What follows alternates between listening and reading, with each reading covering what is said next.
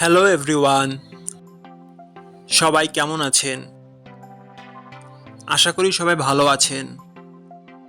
বন্ধুরা, আমরা সবাই জানি যে টাকার রেট ভিন্ন ভিন্ন। মানে কোনো দেশের টাকার রেট বেশি, আবার কোনো দেশের কম। কিন্তু আপনি কি জানেন আজকের দিনে দক্ষিণ কোরিয়ান এক ওয়ান সমান বাংলাদেশের কত টাকা হয়? আপনার ধারণা কি ঠিক, নাকি অবাক হওয়ার মতো কোনো চমক আছে? এই ভিডিওটি বিশেষভাবে আপনার জন্য তৈরি, তাই শেষ পর্যন্ত দেখুন। কারণ আপনি যদি নিয়মিত টাকার রেট জানেন, তাহলে অর্থ লেনদেন বা বিদেশ থেকে পাঠানো রেমিটেন্সে লাভবান হতে পারেন। আজ রবিবার 7 ডিসেম্বর 2025।